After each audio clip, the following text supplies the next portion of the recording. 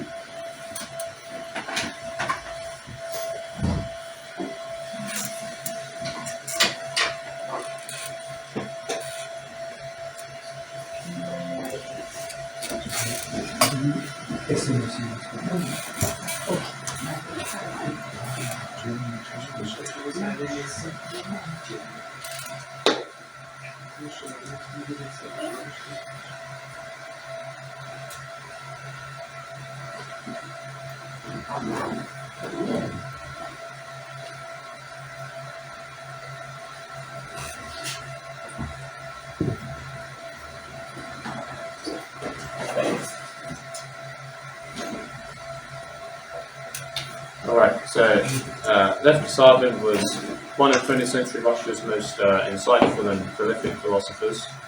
Despite the growing secondary literature on Karsavin's thoughts, the Russian philosopher's relation to the typically Western project of natural theology is yet to be clarified. This paper will show that Karsavin held a two-layer approach to natural theology. On the surface layer, he rejects natural theology as an abstract rationalism and a product of scholasticism, but on a deeper level, he offers his own natural theological arguments, two of which will be presented here. So I will begin by addressing Karsavin's critiques of natural theology, and then giving an outline of his metaphysical system, or just a particular aspect of it. And then I'll address the two arguments, which I think are natural theological arguments.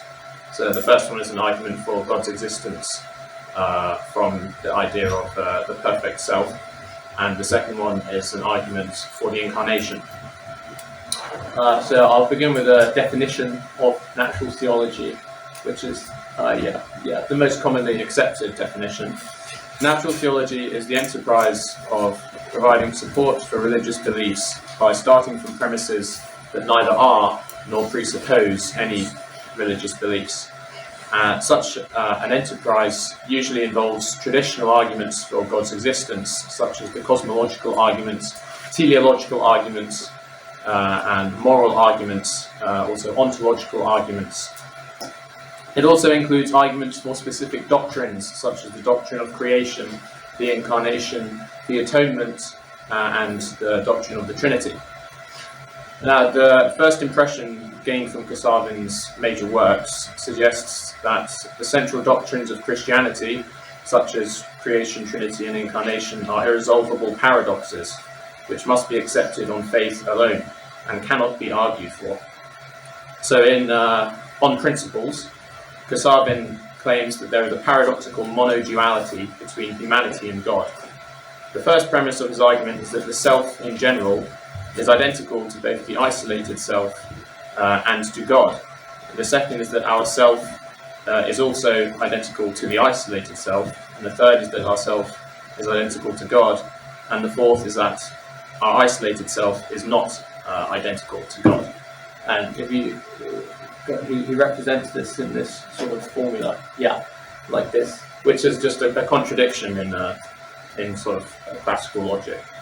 And he argues that you just have to accept this contradiction. Yes. It cannot be argued for or defended, but simply accepted on faith. In other writings, Karsavin follows Florensky by suggesting that trying to resolve such an aporia or contradiction is actually a path to heresy. So on Karsavin's reading, there is an inherent paradoxical aspect not only to Christian dogma in general, but specifically to Orthodox Christianity. And this is a quote from this article he wrote, Kult Pravoslavia. He says, "It is by the desire to avoid the aporia by restraining from either the thesis or the antithesis that we can explain the one-sidedness of non-Christian religious systems, their falsity, just as we can explain the one-sidedness and falsity of non-Orthodox Christian confessions, and an inadequate interpretation of orthodoxy itself." So he thinks if you try and solve the contradictions, then you become a heretic. This is what he says. So trying to solve this contradiction between how God relates to man, you become a heretic. This emphasis on the role of faith over that of reason is also present in other passages on Nachalach and on Principles. Karsavin argues that faith has to be a free act. Okay, so it can't be compelled or forced by a syllogism or an argument. Otherwise, it wouldn't have the virtue of being a free act. Yes, so these aspects make it seem like he just rejects natural theology, but I want to show that actually some of his arguments can be read in a natural theological way. So yeah, the next again. So Karsavin adopts from Nicholas of Cusa the notion of God as the enfolded absolute. God is the absolute being which contains all things enfolded into a unity. The created world is the unfolding of this same unity. Karsavin also seems to have adopted from Solovyov the Neoplatonic tendency for tripartite structures. In his earlier works, Karsavin combines the tripartite structure with the Cusan idea of the enfolded and the unfolded. The first principle is the absolute in itself, or the simple one, the absolute enfolded, where for Cusa all that is opposite or opposed in this world coincides. This absolute one, to be truly absolute, must include non-absoluteness or conditioned being within itself, and thus the ideal world in God arises. Karsavin calls this ideal world the conditioned enfolded. The conditioned enfolded is then unfolded in the act of creation, and acts as the latter's perfect ground, that to which creation strives to assimilate itself. And this is a quote from Dominic Rubin's book. The conditional enfolded is the ideal world at the base of empirical reality.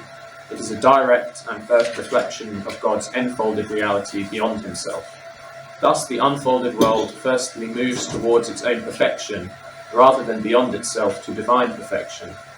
What Karsavin is trying to do here is incorporate the idea that God has created the world in a way such that it is already perfect, that it already contains its own perfection.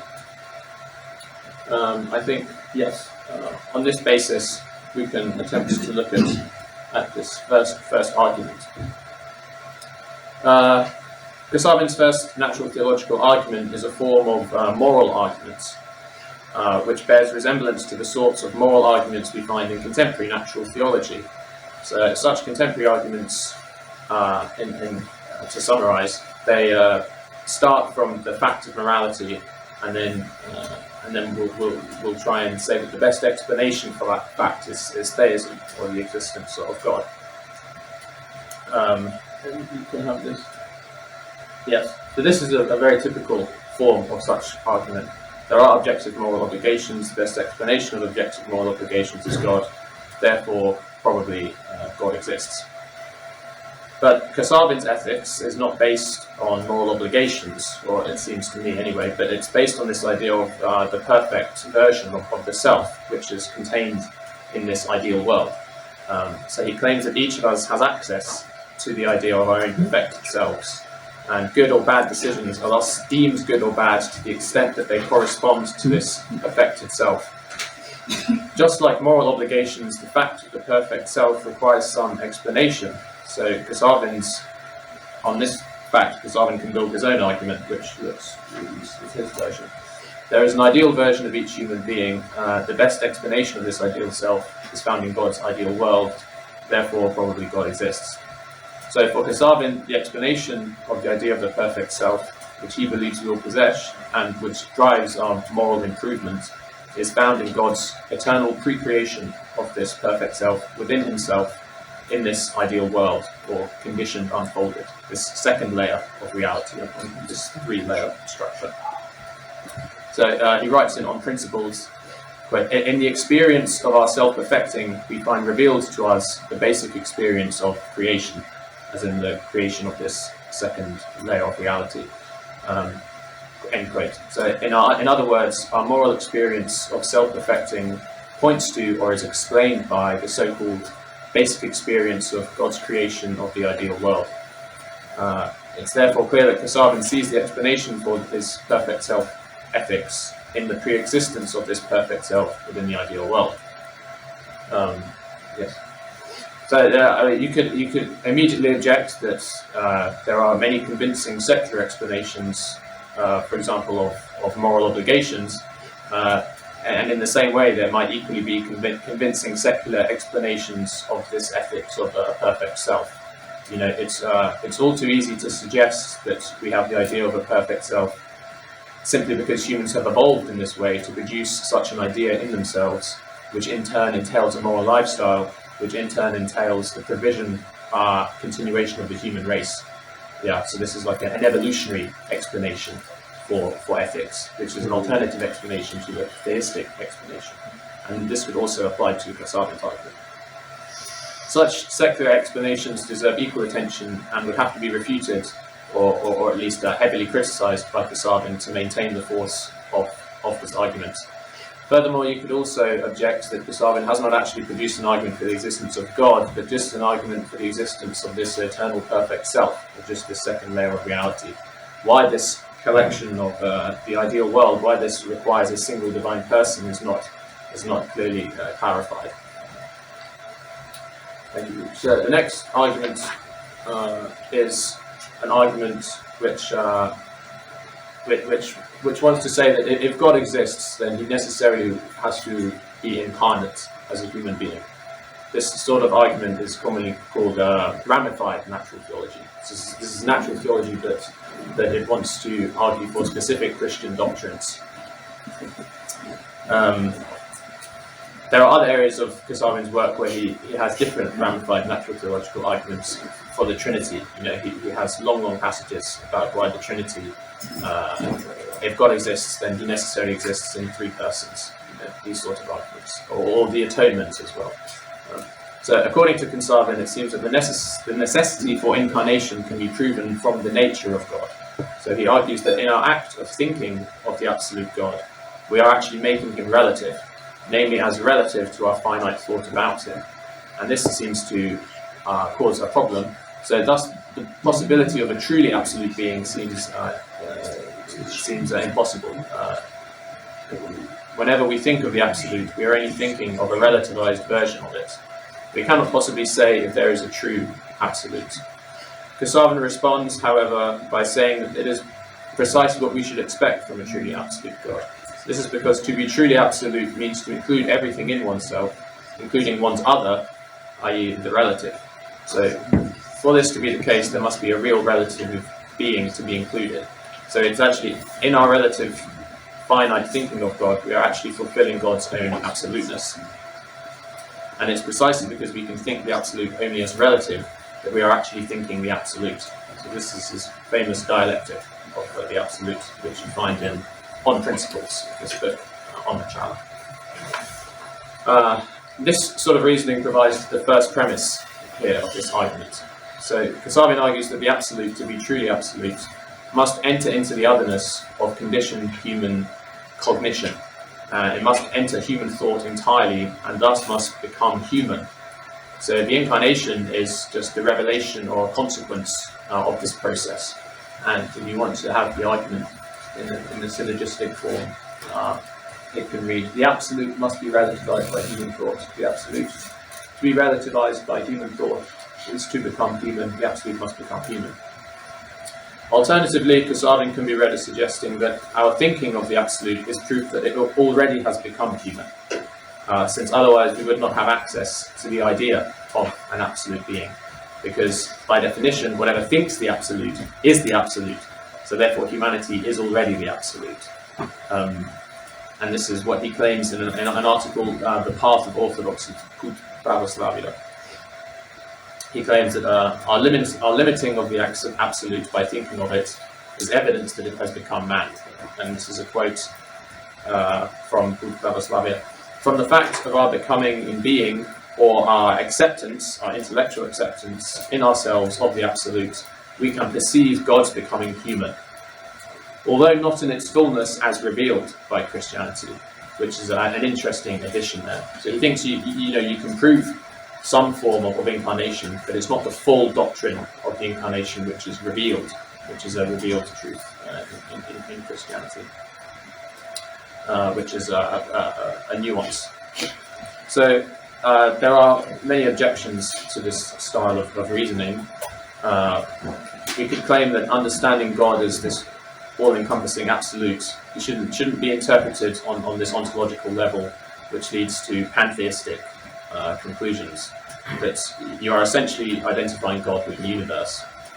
And it could be argued that to maintain God's absoluteness, you don't require this ontological inclusion of the world in God, but rather merely God's external control over the world, or his lordship of the world. And indeed, it's possible to read patristic tradition as implying this, rather than this ontological identification between God and the world. Furthermore, we might object that if God has already become relativized in our thought and has already become human in this way, then why is the historical reality of the incarnation necessary? Because without it, you're already thinking God, so it must mean that God has already become human. So what is the point in the incarnation in that respect? Finally, if God has already become human by thinking him, this would subtract from the significance and the miraculous nature of the incarnation. The incarnation is also commonly thought to be miraculous. You have a miraculous virgin birth as part of the incarnation. So to deduce it by reasoning might seem to be reducing its miraculous nature. There might be some resources in Karsavin's writing to respond to these objections, but for now I'm just presenting the argument as it appears from his texts. Yes. So, in conclusion, I think these two arguments, these explain such areas where Karsavin suggests that natural theology is indeed possible. And I hope that this present methodology can be extended to other areas of Karsavin's thought. Such could include the argument for God from the so-called religious aporia, or our basic experience of being caught between nothingness and being, which Karsavin sees explained by the Christian doctrine of creation out of nothing. This is also in On a Child. He thinks that even if someone is not religious at all, they still have this basic experience of being on the border between being and nothingness. And he thinks that the best explanation for this is the doctrine of creation out of nothingness. Yeah, this idea that creation is only being to the extent that it is participating in God, to the extent that it is taking its being from God. Yeah, otherwise, the extent to which it's not God, it isn't anything, it's nothing. That's this interpretation of creation ex nihilo. Also, in the area of ramified natural theology, Karsavin's lengthy speculations on the Trinity and the doctrine of atonement also deserve closer inspection. So, overall, despite Karsavin's initial skepticism towards natural theology, which I discussed at the beginning, it's been shown that Karsavin himself did in fact develop some forms of natural theology. This state of affairs might tempt us to accuse Karsavin of simple self-contradiction, but I think it would be more faithful to the spirit of this profound thinker to take this layered approach. So he has this more polemical layer where he rejects natural theology as a predominantly Catholic, rationalistic, empty speculation. This is only his superficial polemical layer, but on this deeper metaphysical layer in the metaphysical system itself, we can indeed find elements of natural theology. Thank you. Thank you so much for interesting paper. So next is Daniel Kisliakov from University of Divinity, Australia. His title is Personhood in the Russian Diaspora Milieu and the Karsavin Contribution. Thank you.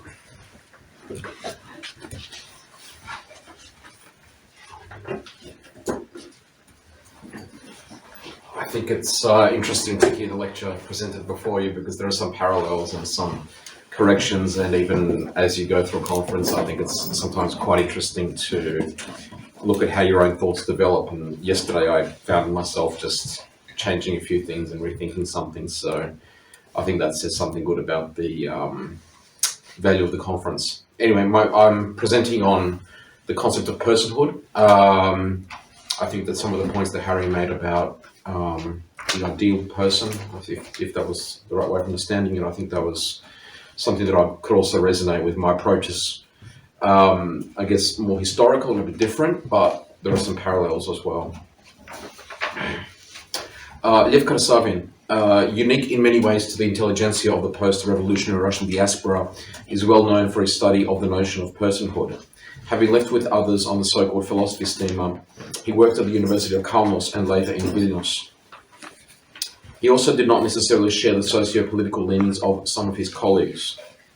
But as I hope to establish in this paper, it would be wrong to see him as entirely separate from the Russian religious Renaissance either, a term which was coined by Nikolai Zernov of the University of Oxford to designate the theologians of the 20th century Russian diaspora. This I believe to be the case despite the fact that for much of his life he was separated from his colleagues at the Saint-Serge Orthodox Theological Institute in Paris. Rather, in consideration of his intellectual origins, his activities and his long-term influence, his place is unique to the legacy of the Russian diaspora, and I believe this helps uncover meaning that is implied in other critical personalities, even if it has not yet been expressed. This I would also maintain has been the case despite criticisms of his work, which if valid do not themselves undermine the value of Karsavin's own work. Even Nikolai Losky, who believed Karsavin to be pantheistic, acknowledged the value of Karsavin's critical contributions. This balance, I believe, characterizes well Karsavin's value to the diaspora overall. In his History of Russian Philosophy, published in 1952, Nikolai Losky, which is also incidentally the year that Karsavin died, Nikolai Losky dedicates an important chapter to Karsavin, in which he enumerates all of his works. Several, however, are believed to be more important to Karsavin's overall theological system. These include On First Principles, published in Berlin in 1925, On Personality, in Vilnius in 1925 as well, and the Philosophy of History, published in Berlin in 1923. Put together from all of these, we could probably derive some sort of perspective about what Karsavin thought about personhood. Of note is the fact that Karsavin's system was strongly influenced by the notion of all unity. We could maybe use the word subordinates, but I think all unity is generally more accepted regarding Karsavin, which, as Losky notes, also strongly featured in other philosophers and theologians, Vladimir Solovyov, Sergei Bulgakov, and Simeon Frank. Aside from all unity being a dominant feature of pre-revolutionary Russian religious philosophy, its critical feature was its stress on the notion of God's all-presence, so much that if something, even a created something, were ontologically external to God, it would limit God. So there's a great sense of divinity coming in all of this. Unsurprisingly, all unity was also a dominant feature of Karsavin's theological perspective. This remained in the background, as it were, of his work. According to Karsavin, the creation of the world is a theophany or epiphany. In itself, as an external and unchanging principle, God is unfathomable. In that aspect, he is the subject of negative theology, the divine nothing inexpressible in ideas. By limiting himself, he realizes self-creation as divine becoming, as a relative something which is realized in a temporal and spatial form and becomes knowable. But it should be remembered that as distinct from God, this is something from nothing. In this theological and philosophical schema, the absolute gives itself to the other, which is originally absolute nothing, but in receiving the divine, it becomes the created something, a second subject. Personhood, for Karsavin perhaps, is defined by being in God. Moreover, according to him, the unity of personality is spiritual, and plurality is its corporal nature. The result is a unified and coherent person. Losky continues, since the unity of personality is the unity of plurality, personality is wholly spiritual and wholly corporal. As a result of this, however, Karsavin noted personality is something higher than unity, freedom and necessity, namely itself. This, he maintained, results from God's activity. As a result of it being in God and the freedom that it acquires, each personality is also unique. The human person is, as Karsavin put it, a concretely spiritual, corporal spiritual determinate entity, unique, unreplaceable, and many-sided. The mark of the truly deified person in Christ is that he or she can truly be themselves, wholly unencumbered in perfect freedom. In spite of the criticisms of Karsavin's system, the depth and quality of his notion of personhood are noteworthy, especially seen as theology of personhood was unique, particularly unique for this time. Likewise, adjacent to the notion of all unity, Karsavin was unique in his consideration of the vantage point of the human person. As I will argue, this isn't necessarily something that wasn't otherwise implied, but as sometimes happens, somebody needs to give it shape and form. And in this regard, Karsavin's contribution was, in fact, seminal.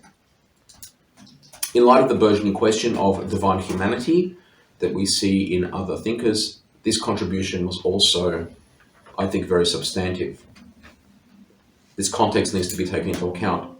Likewise, in an increasingly industrialized world, and in accord with Losky's later lament on the rise of rational empiricism in a different context, one cannot help but surmise that contextually the need for a deeper perspective on the subject of personhood was becoming increasingly salient. At the same time, one cannot help but parallel, at least in light of the broader socio-cultural needs, Karsavin's notion of the freedom of the person and corollaries in other disciplinary fields. One that comes to mind is the development of person-centered psychotherapy in the phenomenologist, psychologist Carl Rogers, who contended that over the course of psychotherapy, the client moves from his or her false self to the true self as a result of unconditional positive regard. So the sense of becoming oneself is a very interesting comparison that one finds as early as Karsavin, but also in emerging strands of personhood in psychology. In Rogers, unconditional positive regard gave permission for the client to be truly themselves.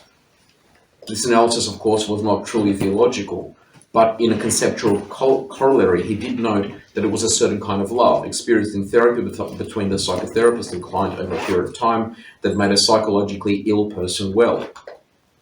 In this way, wholeness in a clinical sense became synonymous with authenticity, and the freedom of the human person became a feature of successful psychotherapy. This approach is now a staple of psychotherapy all over the world. Karsavin and the developments of 20th century humanistic psychology are of course distal from Rogers, but the parallel demonstrates a commonality on the notion of personhood. Preceding John Zizoulis' ontology of personhood by quite a long distance, Karsavin noted an early framing for a subject that became relevant in a multidisciplinary context. In this light, I believe that Sergei Hruzhy made the apt observation that Karsavin was the key from moving from the anthropological paradigm, common to Western metaphysics, to a theological paradigm characteristic of the East. But while the origins of Karsavin's thought and its connection to Russian religious thought in light of all unity are themselves not questions, its multifaceted connection to others reveals interesting dilemmas. Aside from personhood, Karsavin's system is a useful reflection on divine reality, as well as personhood in the context of the relationship between God and man. On this basis, we are able to reflect on broadly reflect on the notion of personhood with a personalist approach to theology. For example, in his seminal article Na putях dogme, Bulgakov pit the history of the ecumenical councils as a response to the question of who he is, referencing Mark 8:27. The councils he maintained were an exploration of the divine human hypostasis, and correspondingly his sophiology was a theologumen on the subject, picking up where the Council of Chalcedon had fallen off. In a similar way, Bulgakov's sophiology was a reflection on the divine human hypostasis and its creaturely response. Thus, the personalist approach begets the question of personhood itself. The condescension of the divine human hypostasis, the second person of the Holy Trinity, raises the question of the human response to divine love. But whereas the personalist theme was well advanced, the question of human personhood in contrast was novel, except for the principle that according to participation in God, personhood is fulfilled in theosis. Karsavin took this up in a substantive way. Sin, he noted, is the result of the incompleteness of theophany, while the perfection of personhood depends on assimilating divine nature. Thus, a defining feature of Karsavin's work was his stress on the divine as the critical aspect of personhood. The stress of God as real presence, I would add, was not uncommon to the theology of the day. Divine reality, correspondingly, was spoken of as something in which people participated. For example, when Bulgakov proposed the instantiation of partial intercommunion at the Fellowship of St. Albans and Sergius in England, a deliberate note was made of the fact that to participate in the Eucharist was to enter into divine activity. Divine activity was a function of divine reality, both in fact presuming encounter between God and the person. This was also a strong feature of Bulgakov's argument on the real presence in his 1930 articles on the Eucharistic dogma in Putz. Later, Nikolai Afanasyev coined the term Eucharistic ecclesiology. Divine presence, in turn, was its theological justification. God is mystery, of course, but while it is entirely right to speak of human participation in God, it is inherently contradictory to argue that humans are somehow in control of this process. It seems to me that this was not absent in Karsavin. Personal agency was and could not have been a major feature of his work. In this light, a criticism of Karsavin has been that his theological approach was pantheistic. This would be deeply problematic in light of the fact that in a pantheistic system, the freedom of the person is necessarily undermined. Zinkovsky, for instance, refers to Karsavin's approach as pantheism, while Losky notes the following about Karsavin. Losky wrote, Karsavin's system is a form of pantheism. He regards the absolute as the all-embracing unity. In criticizing the philosophy of Vladimir Solovyov and S. Bulgakov, I've been pointing out that God is a suprasystemic principle, creating the world as something ontologically separate to him. He does not in consequence become a limited being because the notion of limiting is only possible between homogeneous objects. Karsavin says that if God is not a pan-unity, there may be another, a third, a tenth God beside him. In an important sense, the principle of all unity stands tall in Karsavin's philosophical system, and it is not difficult to conceive how the charge of pantheism might have come about. In a philosophical sense, Losky's reasoning might also be sound, but in general, pantheism is itself problematic. To hold on to pantheism, to argue that or believe that God is everything, is to limit or deny human agency, which is problematic from the vantage points of divine love and free human will. Losky's comments, published in 1952, coincided with Karsavin's death. He was not able to respond. The charge itself, however, is not entirely uncontested. In one instance, for example, Karsavin noted that the all-good gives himself over to an other that does not yet exist. The catharsis that gives to another is panentheistic, according to which God is in creation, which is different from pantheism's creation, that the claim that the universe itself is divine.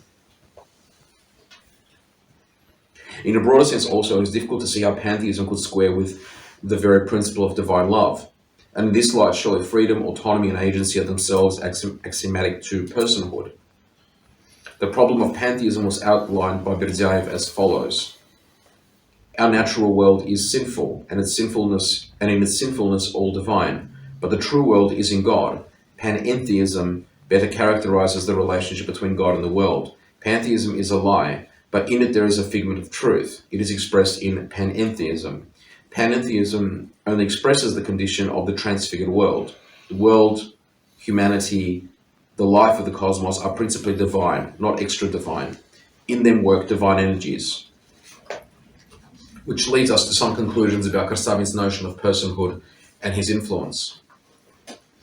Although the notion of all unity was dominant in his thought and reflected the inheritance of his intellectual forebears, it was on the one hand also one of its strengths. While it might suggest pantheism, knowledge and understanding of human freedom and divine love also negates this.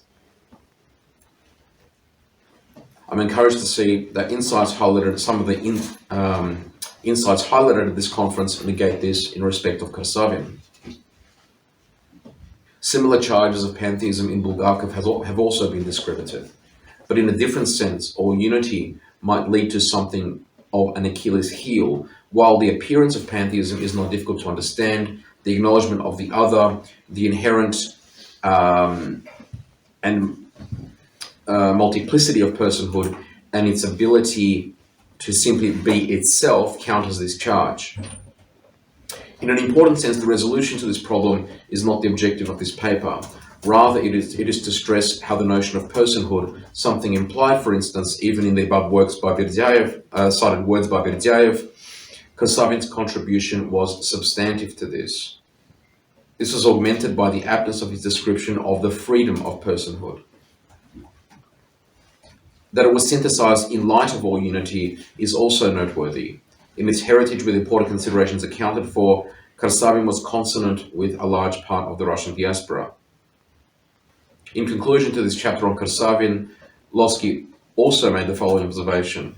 The objections against some of the fundamental positions of Karsavin's philosophy should not prevent one from attaching value to several of his doctrines, such as, for instance, his conception of history, of symphonic personality, of the divinely human process, of the independent development of every entity, of the external and individual body, and so on. In this light, the tenor of Karsavin's contribution to the Russian diaspora and the notion of personhood is becoming clear. Despite a distance from the Parisian epicenter, he began discussion on the notion of personhood. Elementary it may have been, but nevertheless, it manifested the beginning of a discussion itself, inherent to the doctrine of theosis, which in turn became increasingly salient subject of reflection in light of the ensuing socio-political and cultural crises of the 20th century. In this intersection of thematic considerations, Karsavin's influence is keenly felt, and the seminal value of his work is difficult to dispute. His perspective on the human person was original, and its value should be considered in light of that context. Thank you.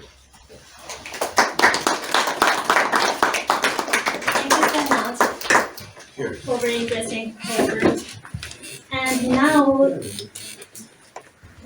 And next, Yuki Fukui from Waseda University, Japan. And his title has changed from this program.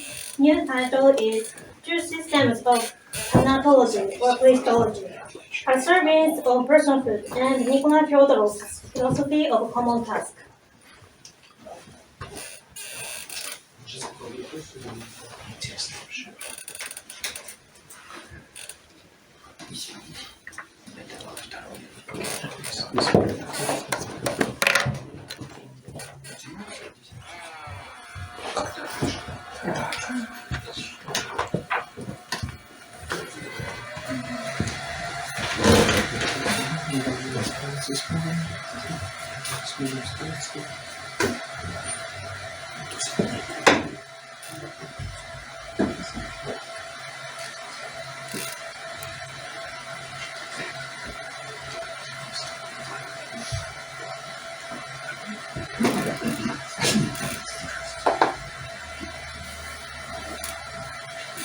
Right? Yeah.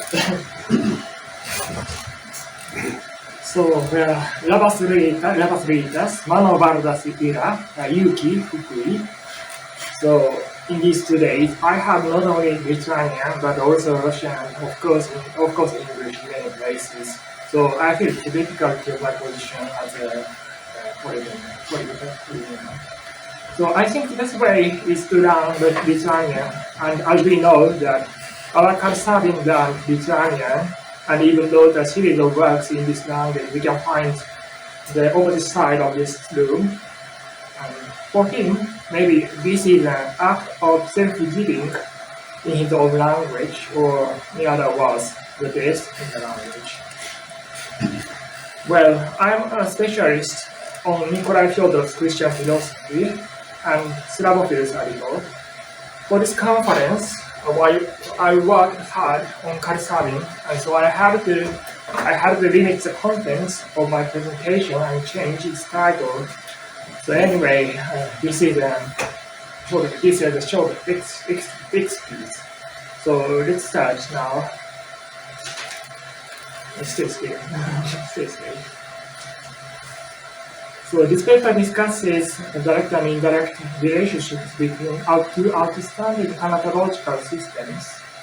And this study has not only a philosophical but also a historical significance. Fyodorov is a philosopher who examines the problem of death prior to Karsavin. So compared to Fyodorov's thought, Karsavin's thaumaturgy will be more clearly characterized. In addition, while leftist Russians tried to absorb Fyodorov, Karsavin broke away from the Russian movement. Therefore, defining Karsavin's opinions of Fyodorov will also help to understand the process of the break-up with the Russian Union. So actually this problem is beyond our paper now. Sergei Bulgakov, who specialized on Karsavin's thought, attempted to compare Karsavin to Fyodorov. He detects the fundamental closeness of their thoughts in 2 points. That is, their attempt to overcome empirical bases and their emphasis on the corporality and materiality in Christian anthropology. This view has a certain influence, as Arthur de Volcan simply reproducing it in his research on Fyodorov's view of corporality. However, Horology made this comparison only in a short section of his study on Karsavin's life and thought. So, since Horology's view is authoritative, it is necessary to reconstruct in a larger view. Next, please. In the concluding part on personhood, Karsavin criticized Fyodorov's view. He criticized Fyodorov for substituting resurrection with immortality. That is, life through death with life without death. Life without death means the evil endlessness of dying, or Aristotle.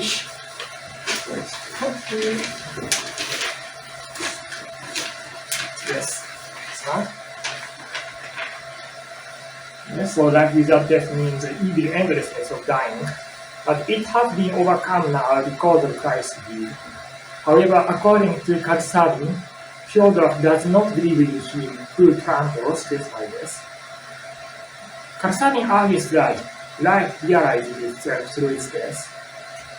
According to Horology, Karsavin agrees with Fyodorov that an empirical death must be overcome. Horology is right, but what matters to Karsavin here is the belief in Christ, who tramples death by death. Karsavin thinks that, in Fyodorov's view, an empirical life continuously goes on to its resurrected life, without undergoing death as the interruption of its existence. This, in this context, means creature's participation in the divine being, in reply to the divine love of self-giving. Thus, Karsavin's philosophy of death is founded on the belief in Christ who trumps death by death. On the other hand, Fyodorov's thought is based on his own belief in Christ.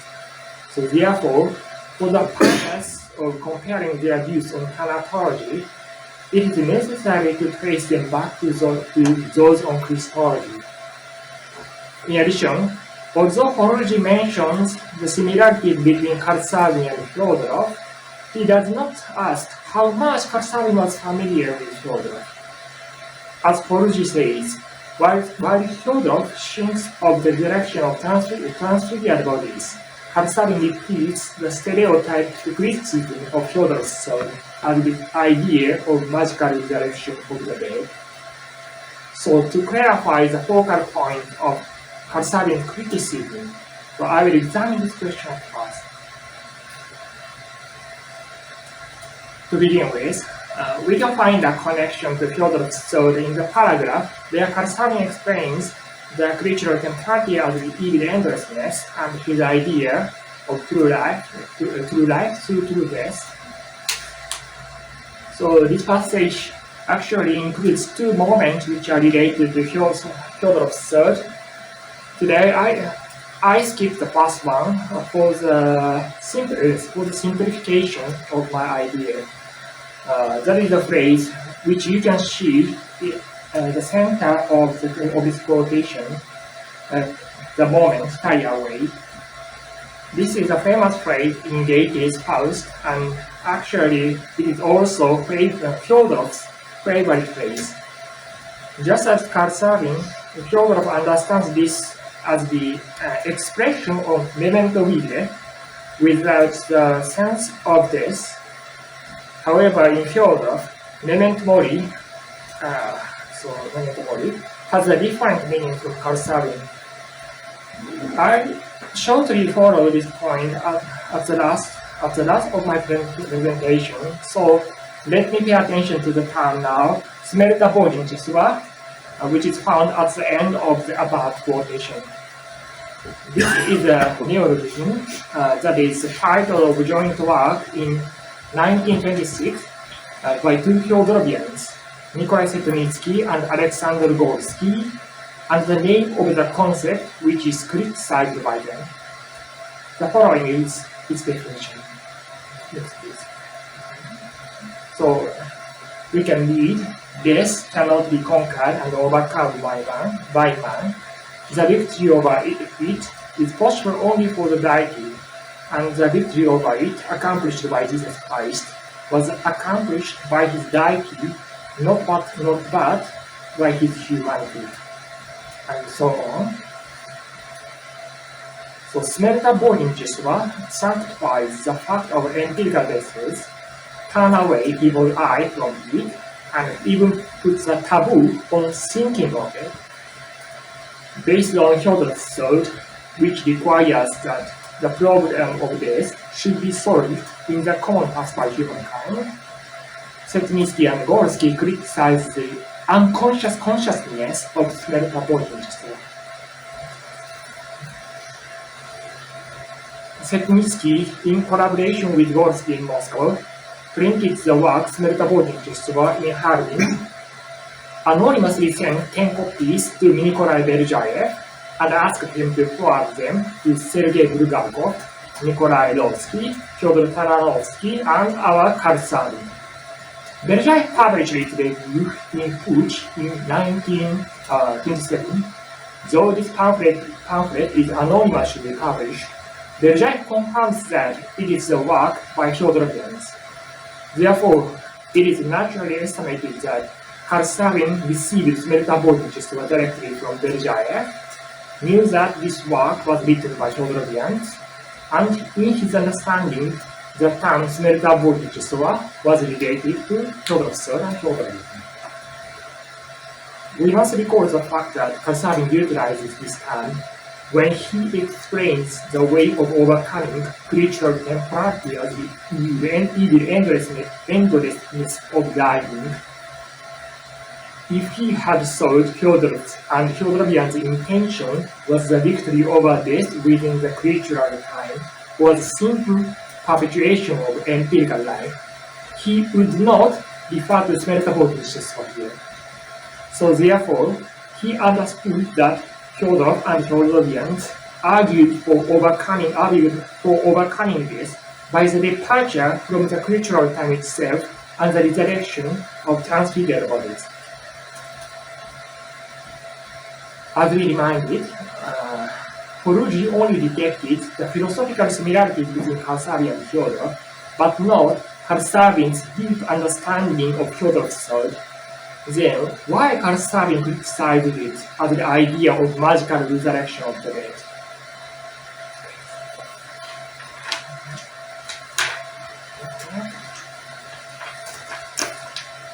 So, true life through true death is at the core of Karsavin's thanatology. The possibility that creatures may overcome their imperfection and perfect themselves is based on the idea of kenosis. Therefore, to compare Karsavin and Fyodorov's thanatological thoughts, it is necessary to pay attention to their Christological ones. Then, let me quote this passage where Karsavin intentionally discusses Christology. Actually, I can't read it. I'll just explain. So, Karsavin here repeatedly mentions that Christ was born, suffered, died, and resurrected, having perfectly accepted the imperfect human nature. It is not enough just as theologians to simply think that Christ has realized the unity of all, or work on allegorical interpretations or abstract reflections, but it is necessary to concretely discuss Christ's living blueprint. If Christ had been born with an originally perfect human nature, there would have been no place for its perfection in him. If so, even when a human represents Godman's life through its communion with Logos, its nature would never be perfected. In other words, since Christ has supertemporally perfected the very imperfect human nature through its perfect death, it is possible for humankind to overcome its creaturalness and perfect its nature through its participation in his life in Christ's life. Karsavin's idea of true life through true death is based on this dynamism of God-manhood. Two Fyodorovians, Setnitsky and Gorsky, put emphasis on Christ's humanity as Karsavin did. The fact that Christ conquered death as a human gives a reason why it is inevitable for humankind to struggle with the reality of empirical lessons. In this sense, Karsavin correctly utilized the term smell the body just well. On the other hand, Christ's humanity also plays an important role in Fyodorov's philosophical system. For Fyodorov, two natures of Christ's hypostasis believes that the resurrection of all should not be accomplished by solely divine work, but it must be realized through the human participation. Since Bergyaev mentioned this point in his paper published in 1915, Karsavin was also supposed to understand this. However, unlike Karsavin, Fyodorov solely reduces the significance of Christ's life to the Fyodorov solely reduces the significance of Christ's life to the human duty of the work of resurrection. So we can read here, Christ is a resurrector, and this is the whole meaning of him. Now, actually, I think, the next please. So even the cross is not accepted from this understanding. Karsavin greatly emphasizes that Christ was born with the imperfect human nature, suffered, died, and resurrected. That is, he has trampled death by death. Fyodorov also regards the cross as the eternal victory over death. The supertemporal victory on the cross will be realized in time through the task of resurrection by all the people who are reunited in the name of Christ. Nonetheless, his Christology is lacking in the dynamism of God-manhood in Karsavin's sense.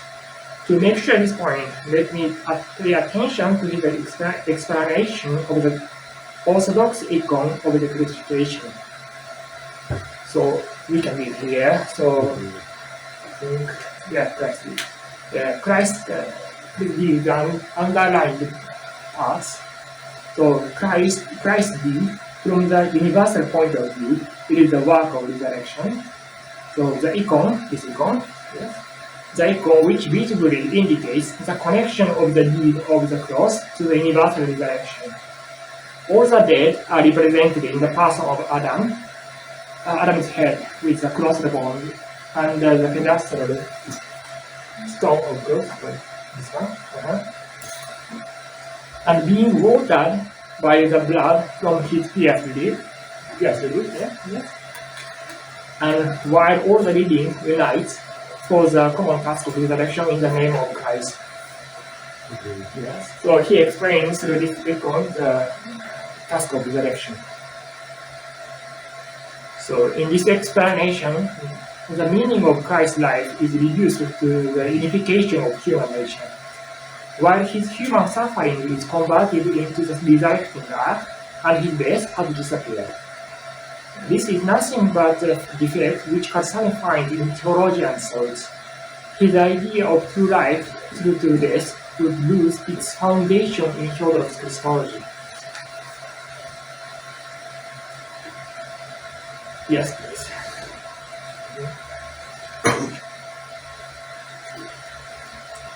I think this is the last slide.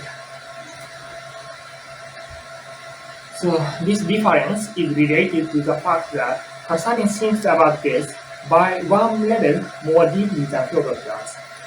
According to Karsavin, the idea of death consists of two completely different modes of death.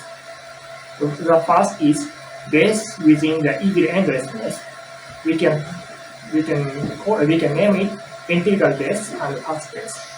The second one is true death, as departure from this evil endlessness. This is named second death or half death. The latter is identified with Christ's supertemporal death, which brings true life to all. It is not clear. No. Okay. So on the other hand, death in Orthodox thought solely means the empirical death, which is accessible to human knowledge. In the task of resurrection, all the dead will be resurrected, their life will be restored to their transfigured bodies. Here, Christ's life is the model for humankind. Since Theodore does not care the second death, which transcends the first death, Christ must not have any death. Therefore, his death is immediately cancelled by way of its identification with his resurrection, which is now understood as his deed of active resurrection. Nevertheless, we may say that Theodore's thanatology obtained its own social dynamism.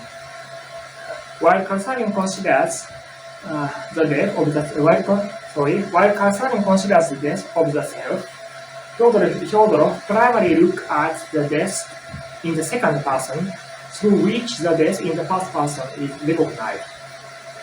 Theodore's Christ does not know his own death, but he knows the late Lazarus and his dead fathers, and worked on their resurrection.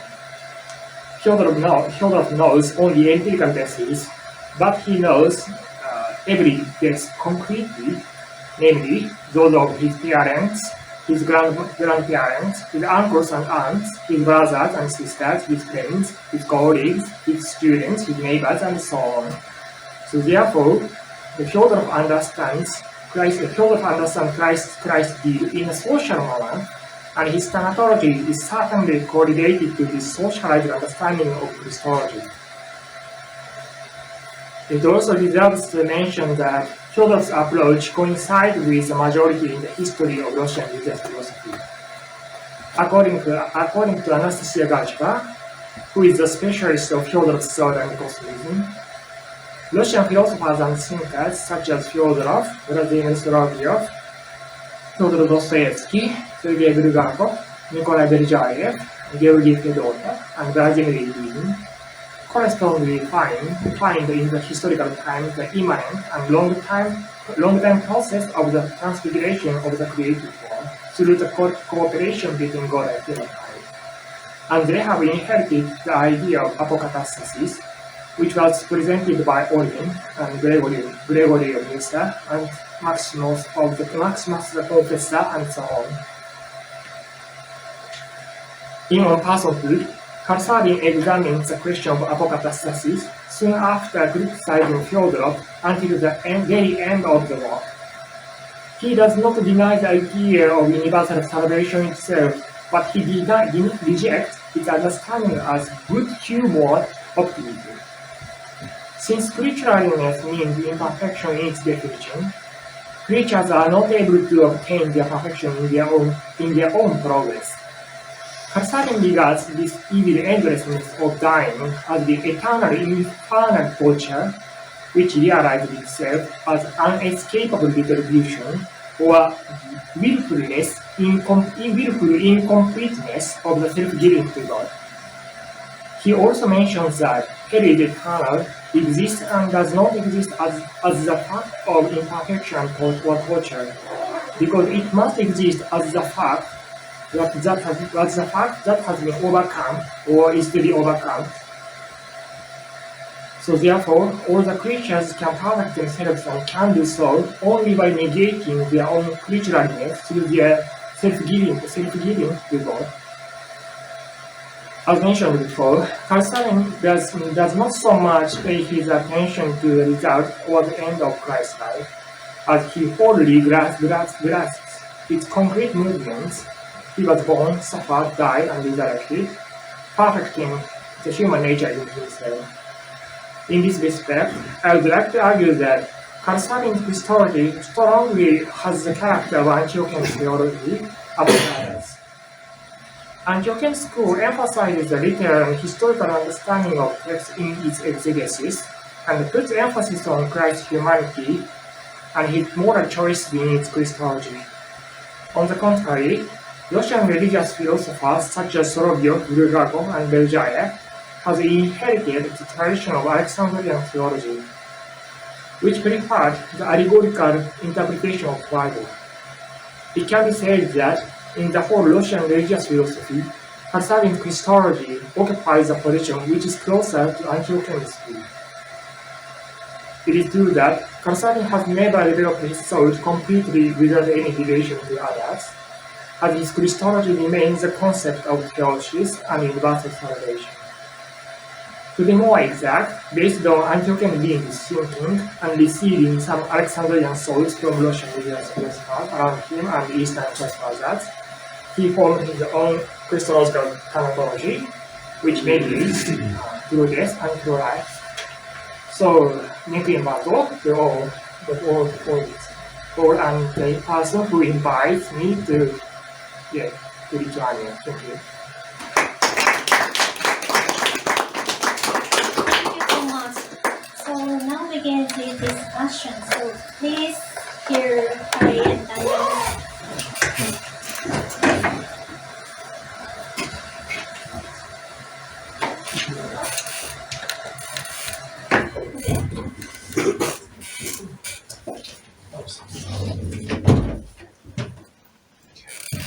So please. My question, commented and question to Harry Moore, as always, doesn't work. Okay, that's. Line in. Okay. Now it's okay. Question to Harry Moore. Okay, your presentation, the topic I found very interesting concerning natural theology.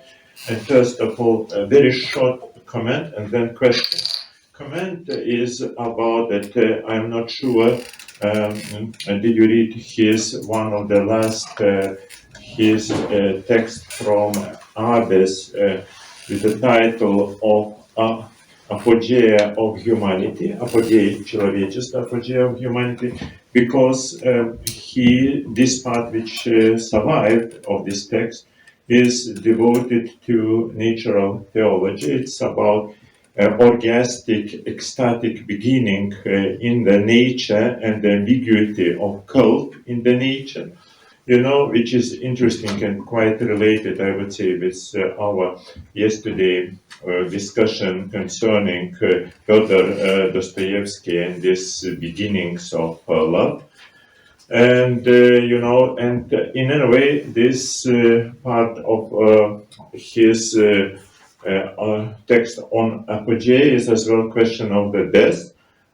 This is a short comment, and my question is about nothingness and death in natural theology. What does mean nothingness and the death? I mean that even Nikolai Kuzansky, Nikolaus Monkuas, considered the death and nothingness as a problem in his system.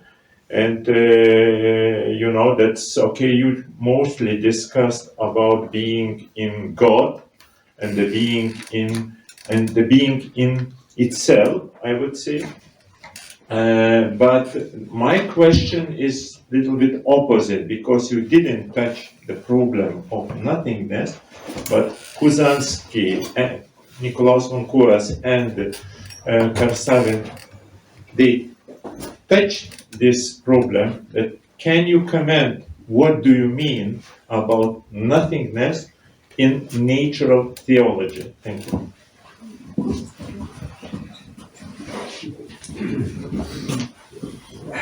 Thank you very much for your question. Thank you very much for highlighting this text from Abbe's Apology of Humanity. I don't know this text, so I will have to look it up. Nothingness in natural theology. I'm not entirely sure I understand your question, but I don't know well enough this philosophy around nothingness of Karsavin. Maybe it's a problem for natural theology. Do you mean because it's difficult to explain nothingness and death from a natural theological standpoint? I think he has an argument that says that we experience life like halfway between being and nothing, and this implies the idea of creation out of nothing. And in order to support this argument, you have to actually defend this first premise that we all experience life as halfway between being and nothing, which I think is a bit difficult to defend, because how can you really have an experience of nothingness in the first place? Once you experience it, it's already something. It's not nothing. But shortly, do you consider the death as a way to nothingness? I think I'm not sure. It's difficult to answer.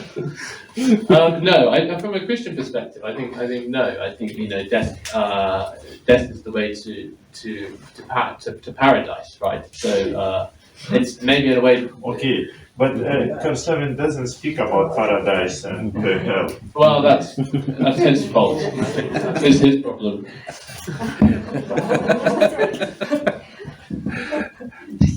Спасибо. Извините, я буду говорить по-русски. Как раз тут проблема перевода. Мне кажется, это слово «небытие».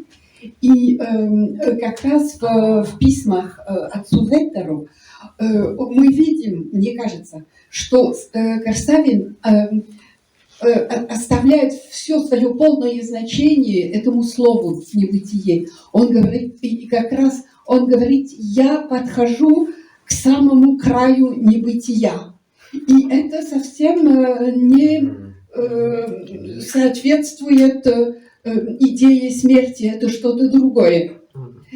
Это все, что я... И мне кажется только, что это связано с идеей отставленности от Бога. Это мистическое такое переживание, но это все, что я могу сказать.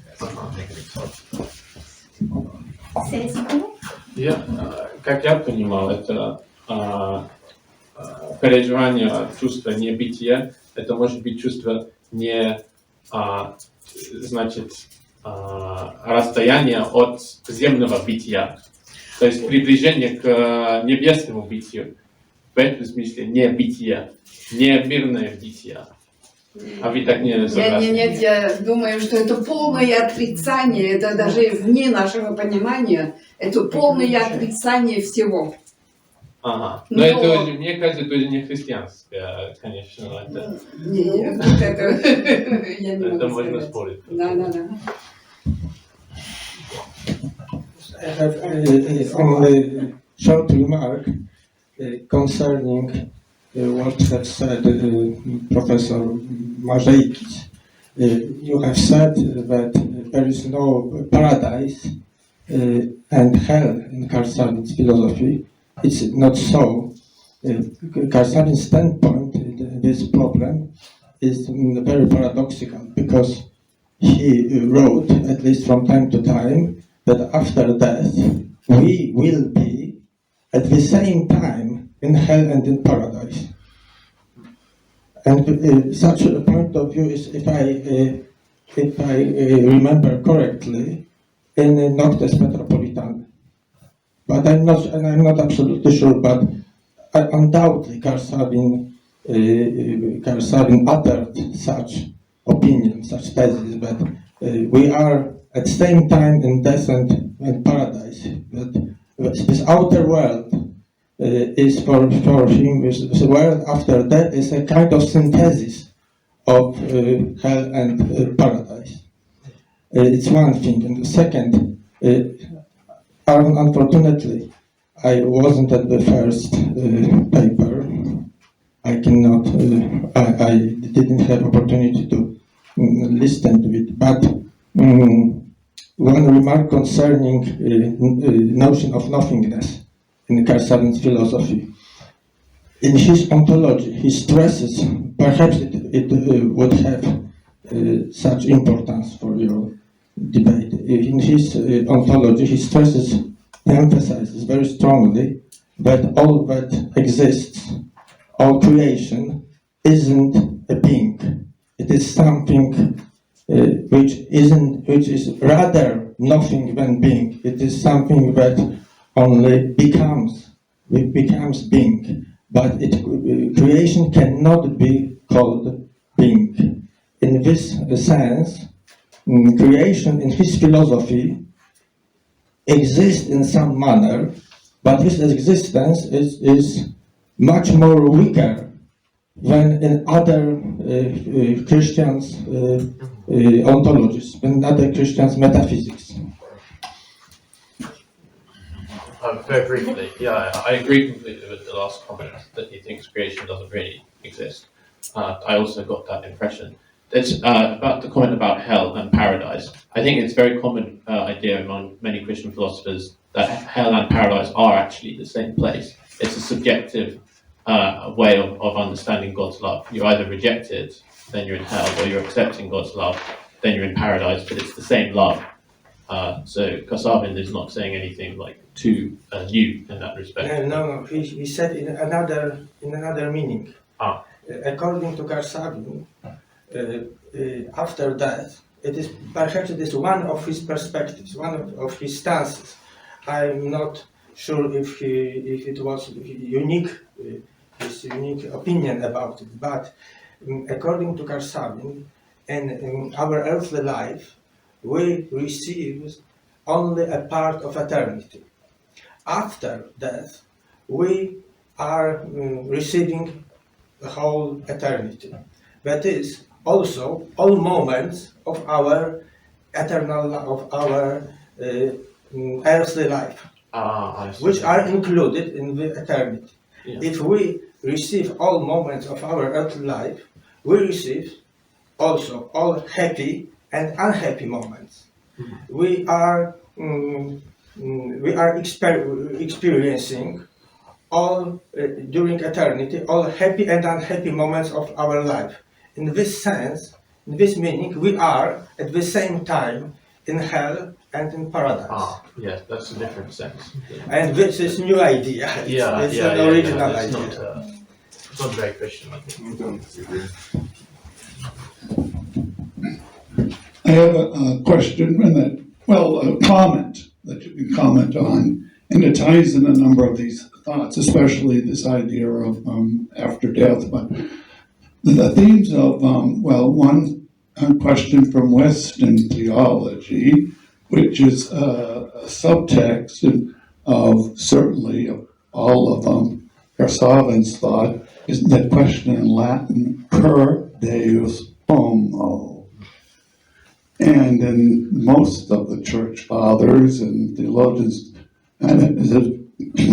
God became man because of human sin and came to redeem humanity. Well, the greater answer in philosophy, natural philosophy, and it deals with personalism to the highest degree. God became man because man was called to become godlike. And at the end, we have apokatastasis. Creation is God's word cannot be defeated by the devil. I mean, even the devil's redeemed at the very end, according to Bulgakov and Karsavin himself. He doesn't use the term apokatastasis, but it's definitely in his writings. Okay.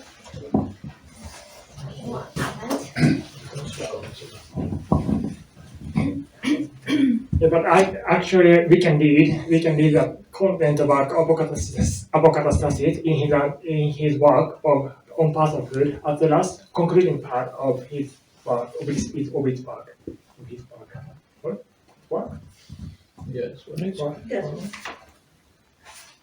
Yeah, he touched on the problem of hell and I think universal salvation, the aporia of between these deeds, and he tried to solve this aporia in the concluding part of on personhood, as you know that.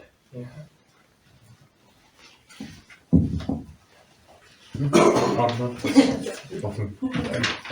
Other questions? Okay.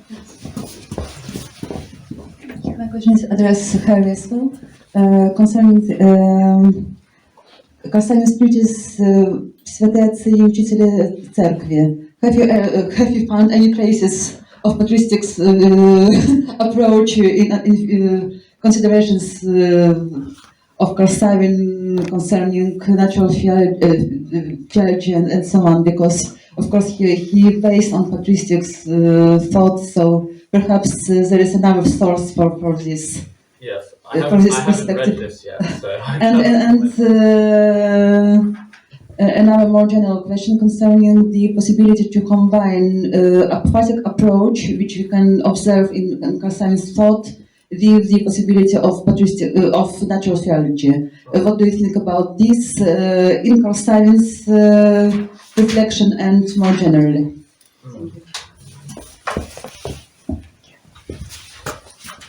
Yeah, thank you very much for highlighting that work, his work on patristics, which I think he wanted to use this to get a job in patristics, didn't he, in some search, but he didn't get the job in the end. But I will definitely read that text.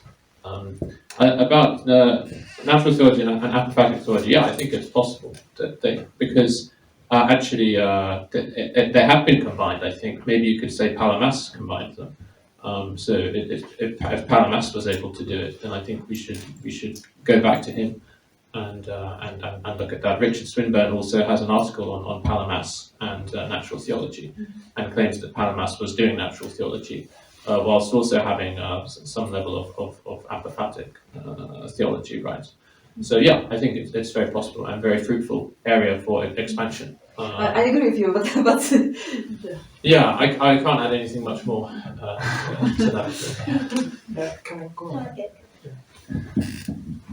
Actually, Karsavin not only put emphasis on not only negative theology but also on positive theology. So he thinks these approaches are complementary, can be complementary, I think, and I think he tried to use positive theology as a way of getting closer to God. Actually, I think this is the way of getting closer to God. Yeah. So it's kind of complementary to the process of theosis, I think. So in this sense, maybe I don't know how can we combine these approaches, but anyway, Karsavin tries to connect these approaches and try to find the bridge of between these approaches. Thank you.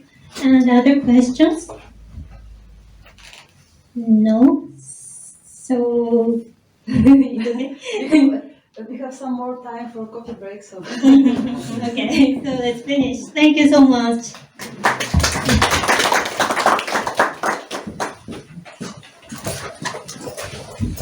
I'm ready.